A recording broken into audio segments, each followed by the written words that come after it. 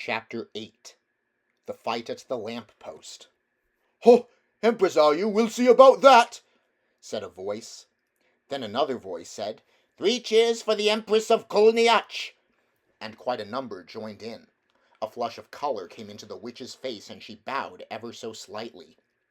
But the cheers died away into roars of laughter, and she saw that they had only been making fun of her. A change came over her expression, and she changed the knife to her left hand. Then, without warning, she did a thing that was dreadful to see. Lightly, easily, as if it were the most ordinary thing in the world, she stretched up her right arm and wrenched off one of the crossbars of the lamp-post. If she had lost some magical powers in our world, she had not lost her strength. She could break an iron bar as if it were a stick of barley sugar. She tossed her new weapon up in the air, caught it again, brandished it, and urged the horse forward. "Now's my chance," thought Diggory. He darted between the horse and the railings and began going forward. If only the brute would stay still for a moment, he might catch the witch's heel. As he rushed, he heard a sickening crash and a thud. The witch had brought the bar down on the chief policeman's helmet. The man fell like a 9-pin. "Quick, Diggory, this must be stopped," said a voice beside him. It was Polly, who had rushed down the moment she was allowed out of bed. "You are a brick," said Diggory. "Hold on to me tight, you'll have to manage the ring. Yellow, remember, and don't put it on till I shout." There was a second crash, and another policeman crumpled up. There came an angry roar from the crowd. "Pull her down! Get a few paving stones! Call out the military!" But most of them were getting as far away as they could.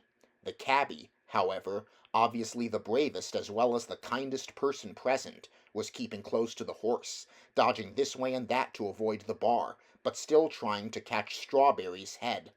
The crowd booed and bellowed again. A stone whistled over Diggory's head.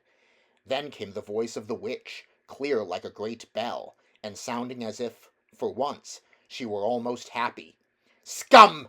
You shall pay dearly for this when I have conquered your world. Not one stone of your city will be left. I will make it as Charn, as Felinda, as Sir Lois, as Bramandin." Diggory at last caught her ankle. She kicked back with her heel and hit him in the mouth. In his pain he lost hold. His lip was cut and his mouth full of blood. From somewhere very close by came the voice of Uncle Andrew in a sort of trembling scream. "Madam, my dear young lady, for heaven's sake, compose yourself!" Diggory made a second grab at her heel, and was again shaken off. More men were knocked down by the iron bar.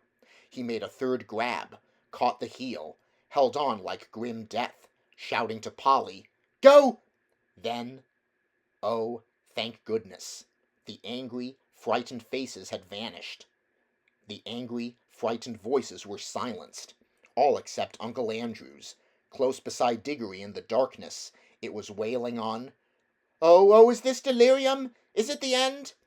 I can't bear it. It's not fair. I never meant to be a magician. It's all a misunderstanding. It's all my godmother's fault. I must protest against this, in my state of health too. A very old Dorsetshire family." Bother, thought Diggory. We didn't want to bring him along. My hat, what a picnic. Are you there, Polly? "Yes, I'm here. Don't keep on shoving." "I'm not," began Diggory, but before he could say anything more, their heads came out into the warm, green sunshine of the wood, and as they stepped out of the pool, Polly cried out, "Oh, look! We've brought the old horse with us, too, and Mr. Ketterley, and the cabby. This is a pretty kettle of fish." As soon as the witch saw that she was once more in the wood, she turned pale and bent down till her face touched the mane of the horse. You could see she felt deadly sick. Uncle Andrew was shivering, but Strawberry, the horse, shook his head, gave a cheerful whinny, and seemed to feel better. He became quiet for the first time since Diggory had seen him. His ears, which had been laid flat back on his skull, came into their proper position, and the fire went out of his eyes. "That's right, old boy," said the cabby, slapping Strawberry's neck. "That's better. Take it easy." Strawberry did the most natural thing in the world, being very thirsty, and no wonder. He walked slowly across to the nearest pool and stepped into it to have a drink. Diggory was still holding the witch's heel, and Polly was holding Diggory's hand. One of the cabby's hands was on Strawberry, and Uncle Andrew, still very shaky, had just grabbed on the cabby's other hand. "Quick!" said Polly, with a look at Diggory. "Greens!" So the horse never got his drink. Instead, the whole party found themselves sinking into darkness. Strawberry neighed. Uncle Andrew whimpered. Diggory said, "That was a bit of luck." There was a short pause. Then Polly said, "Oughtn't we to be nearly there now?"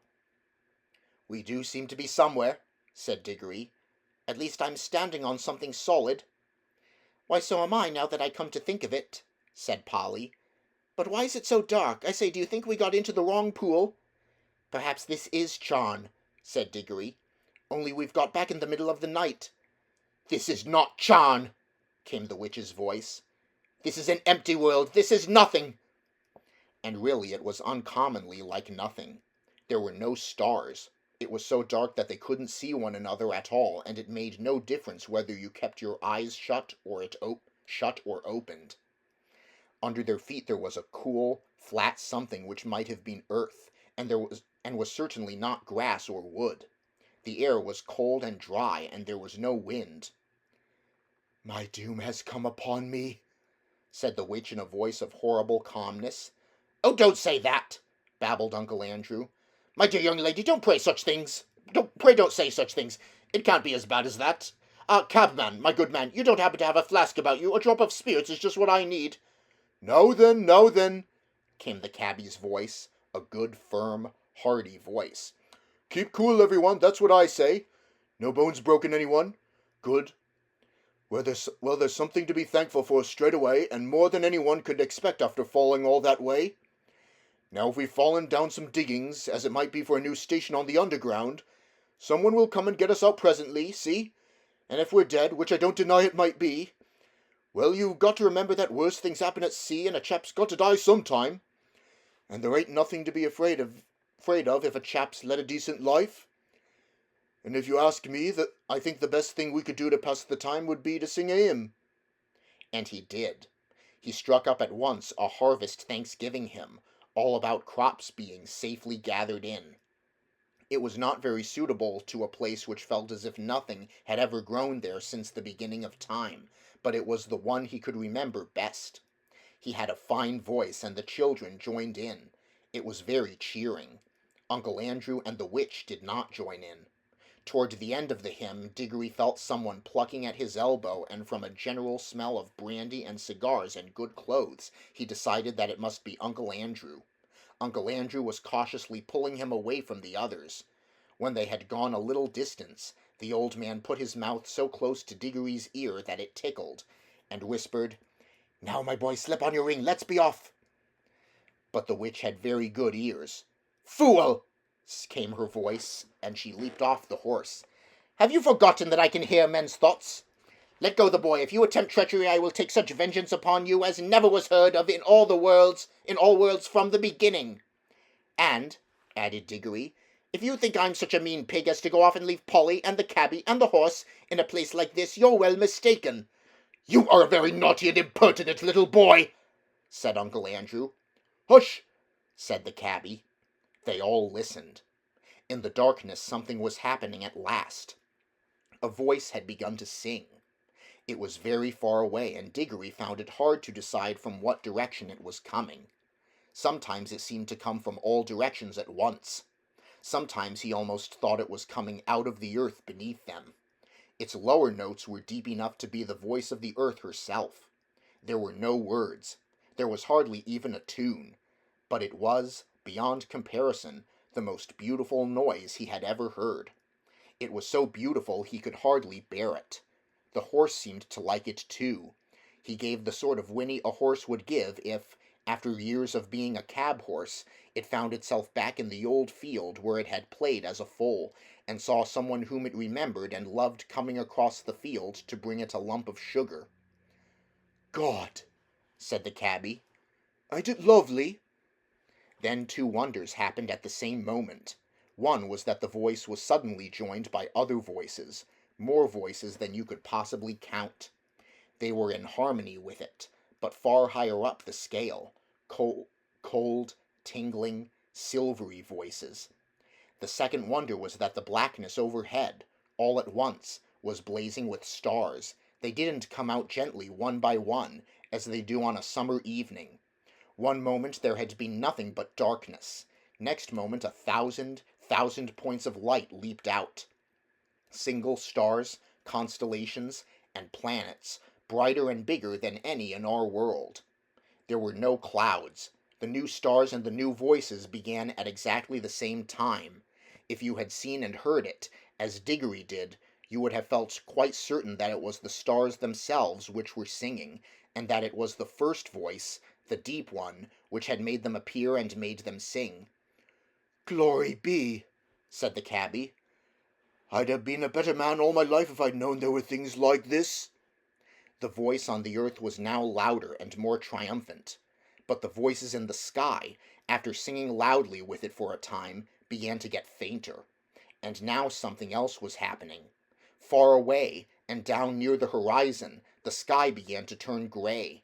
A light wind, very fresh, began to stir. The sky, in that one place, grew slowly and steadily paler. You could see shapes of hills standing up dark against it. All the time the voice went on singing. There was soon light enough for them to see one another's faces. The cabby and the two children had open mouths and shining eyes. They were drinking in the sound, and they looked as if it reminded them of something. Uncle Andrew's mouth was open too, but not open with joy. He looked more as if his chin had simply dropped away from the rest of his face. His shoulders were stooped and his knees shook. He was not liking the voice. If he could have got away from it by creeping into a rat's hole, he would have done so. But the witch looked as if, in a way, she understood the music better than any of them. Her mouth was shut, her lips were pressed together, and her fists were clenched. Ever since the song began she had felt that this whole world was filled with a magic different from hers and stronger. She hated it. She would have smashed that whole world, or all worlds, to pieces, if it would only stop the singing. The horse stood with its ears well forward, and twitching. Every now and then it snorted and stamped the ground.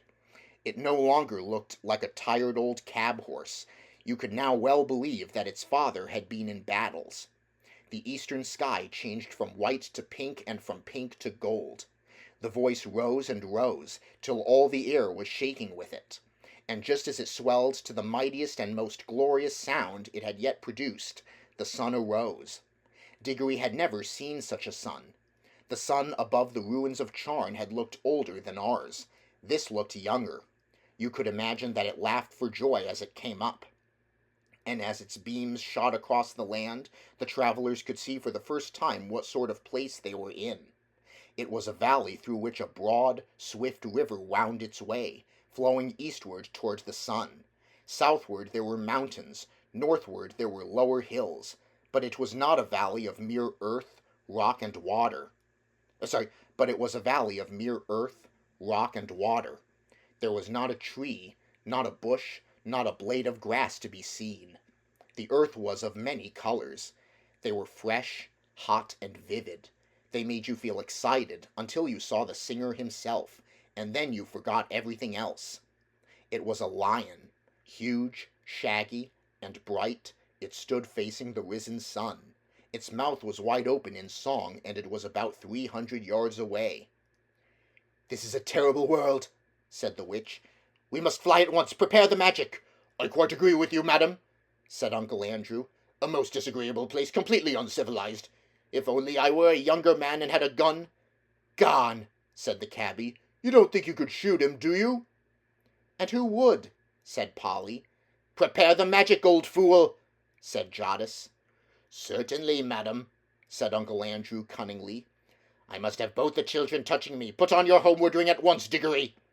He wanted to get away without the witch. "Oh, it's rings, is it?" cried Jadis. She would have had her hands in Diggory's pocket before you could say knife, but Diggory grabbed Polly and shouted out, "Take care! If either of you come half an inch nearer, we two will vanish and you'll be left here for good. Yes, I have a ring in my pocket that will take Polly and me home. And look, my hand is just ready, so keep your distance.